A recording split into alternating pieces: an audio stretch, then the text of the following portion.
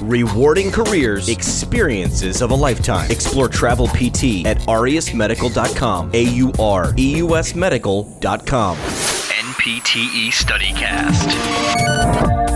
Welcome to NPTE StudyCast. I'm Jimmy McKay, your host. Along with me on this ride as we take a look inside the actual test of the NPT is Will Crane of PT Final Exam. Will, welcome back to the show. Hey, thanks so much, Jimmy. I love chatting with you. It's fun talking about the NPT. Really exciting to see people succeed and get through to the other side. Yeah, there is something on the other side. I know you think about it for 3 years on that side of it, but there is something on the other side of it, and we're going to help you get there. Any information about Will's classes can be found at ptfinalexam.com. And in this episode, we want to look at what you'll actually be looking at, the structure of the test. How is it formatted? You want to make sure you have this mapped out so you're prepared for it and nothing is a surprise on test day. Where do you usually start in terms of explaining the structure of the test to people, Will? The idea that they are all multiple choice questions. Each question is a standalone item, not vignettes. There's no story problems. There's no paragraph followed by 4 questions, nothing like that. Each item is a standalone item that when you're in the Prometric Testing Center taking the test, it will be a new screen for every question. You'll see the question, you'll submit your answer, and move on to the next question on the next screen. And again, idea is that you are answering 250 standalone multiple choice questions. All right, so for every question, are there the same amount of possible answer choices? Yes, absolutely. So there are 4 answer options on each multiple choice item, with only one most correct item, or the correct item, what they call the key, and then 3 incorrect items. And typically these incorrect items have hints of the truth, or some people erroneously think that they're like multiple correct answers. That's not the case. There might be some nugget of truth kind of hidden in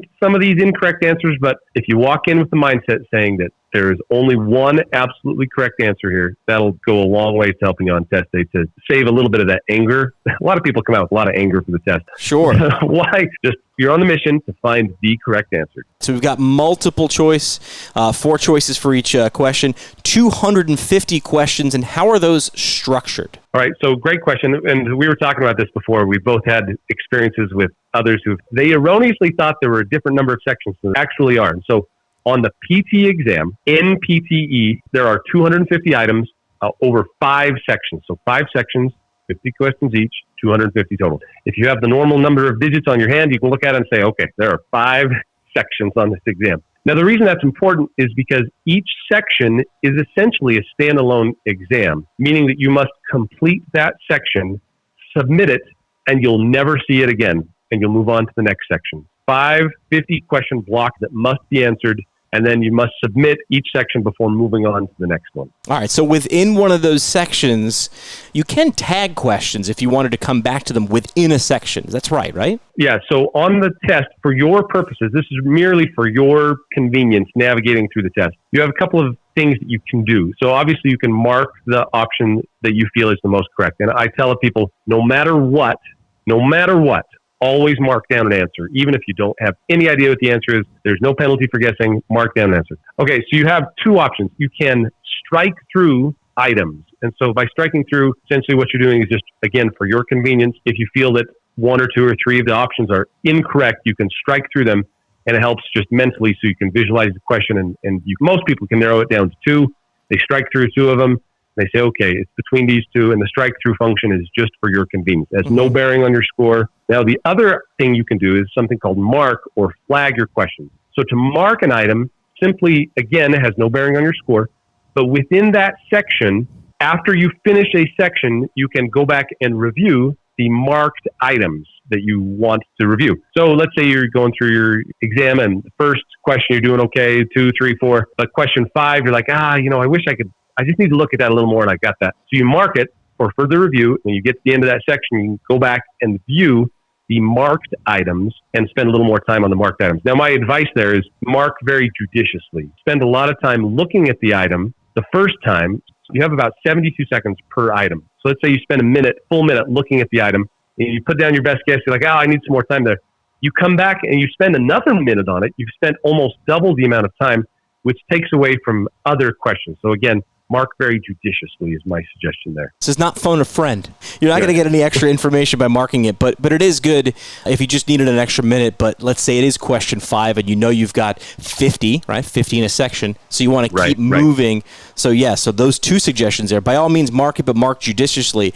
But before you leave, make sure you put down an answer because you're not penalized for incorrect. So where do you go next after the structure of the 250 divided by 5 sections? So I should just make mention of the time. So standard time is 1 hour per section, 5 hours total. Now, I say standard time because it is possible to get test accommodations, but if you have a learning disability or you have some sort of documented testing issue, and it has to be documented, you're a learning disability, you can apply for test accommodations, which the most common of which is to get time and a half on the exam. For the rest of us, just plan on 5 hours, 5 sections, 50 questions each. Okay, as far as where I go next when I talk about the structure of the exam, there is something called a scheduled break after section 2.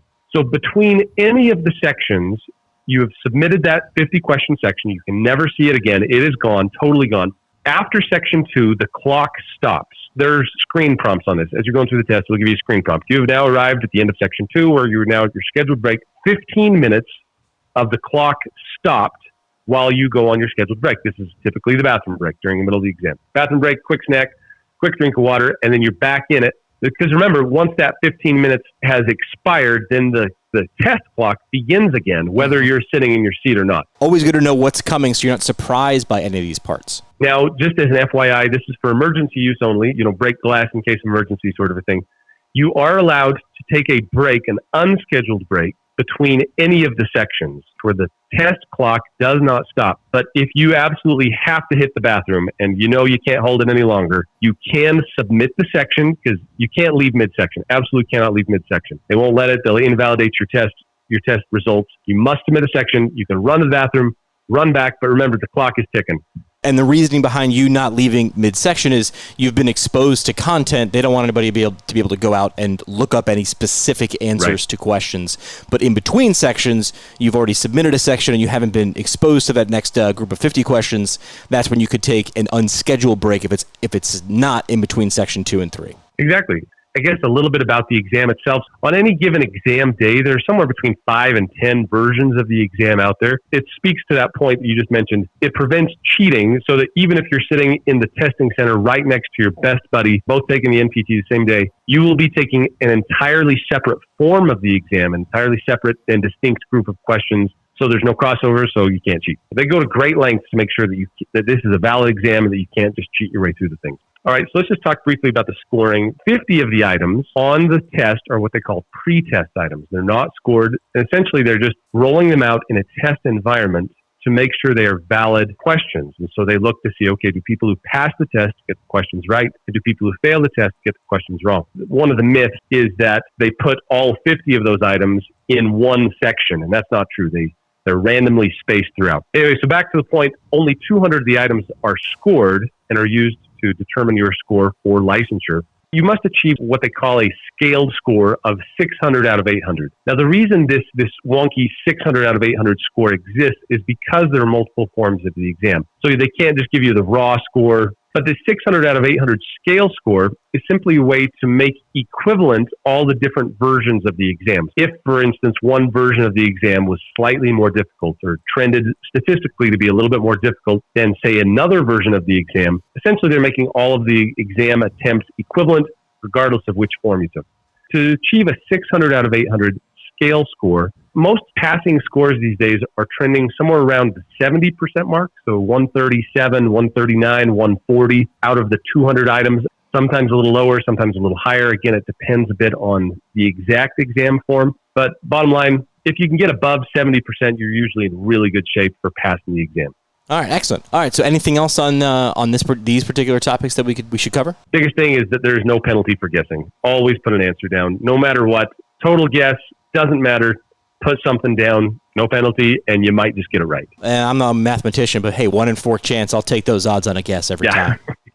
That's right. Exactly right. Love that. All right, so let's take a look at the structure of tests and scoring in this second part of our series on taking a look inside the NPTE with Will Crane from PTFinalExam.com. Download free study guides now at aureusmedical.com/NPTE StudyCast. aureusmedical.com/NPTE StudyCast. Rewarding careers, experiences of a lifetime. Explore travel PT at aureusmedical.com. NPTE StudyCast. Brewed by the PT Pintcast.